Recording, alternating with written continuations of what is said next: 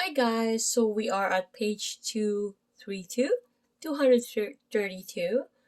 and we are still at Trailguide to the body.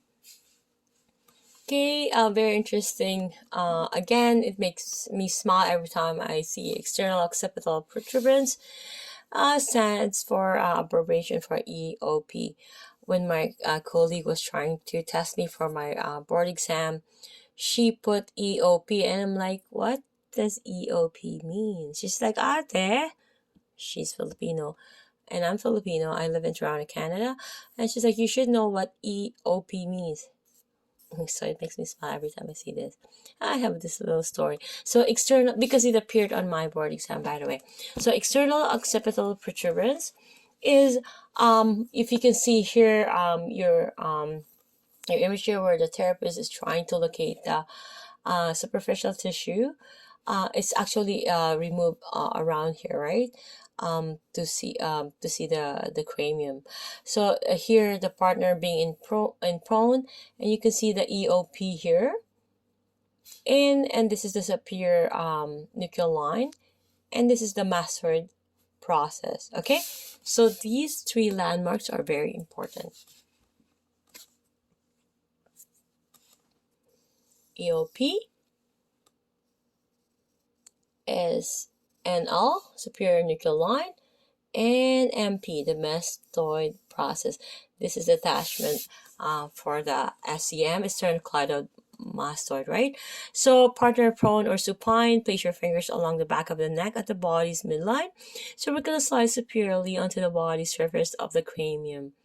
So the protuberance will be at the shoreline between the neck muscle and the cranium. So you're going to ask yourself, are you level with the top of the ears? If your partner is prone, ask her to extend her head slightly. Okay, keep in mind, she's in the client is in a prone position. Is the bump you feel just superior to where the muscles tighten? Then you can confirm that you're on the proper landmarking. Okay, keep in mind, as a therapist, we're not going to harm the client. We have to know properly the technique, and we're gonna ask these questions to confirm.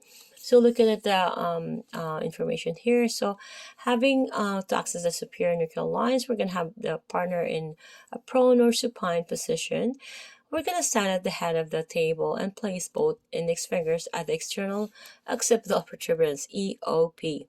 Okay, guys, so we're gonna allow the other fingers to fall in place beside them. You're going to glide your finger pads up and down and palpate the edge of the superior nuchal lines. Okay? Superior nuchal lines. It's just hard to look in the screen of my phone. So follow these ridges laterally as they extend toward the ear and mastoid processes. Okay, so are you just lateral to the occipital protuberance? Do the ridges lead toward the back of the ears? Can you find them from the prone positions? Or are you on the cranium as opposed to the muscles of the neck? You're gonna ask your question. You're gonna have to confirm by asking yourself these questions. Okay, you have to make sure that you're on your proper landmarking. As a therapist, we need to make sure that we have that. We really make sure that we're not harming our client.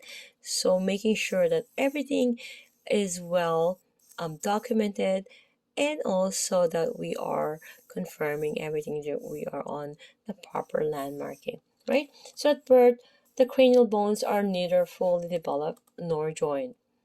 Usually there are 6 unossified gaps in the skull called fontanelles, right? So the name Old French little fountain perhaps came from the pulse of the blood vessels felt under the skin that reminded physicians of the spurting of a fountain. So the fontanelle closed over a period between 2 and 4 months. As you know that when I have 3 children, and I've never had any epidural. I had episiotomy. I have all these things, but I know, being a doula, I know how there's a soft spot. I know how these are being formed within 4 months. Okay, looking at the peritoneal bones here and the image of 5.12, having your partner seated, superficial tissue removed on the right side of the cranium. Okay, we have the parietal bones, we have the sagittal suture here. And parietal bones is the large rectangular parietal bones from the top and sides of the cranium, positioned between the frontal, occipital, and temporal bones. The parietals are saucer shaped and extend anteriorly to the level of the ear canal. They merge at the body's midline to form the sagittal suture. Okay, so a slight crest that often can be felt. So a partner seated, prone, or supine to access the general area of the parietals. Place both hands on top of the cranium. You're going to palpate the sagittal suture between the parietals. If you cannot feel its crest, visualize it along the top of the skull.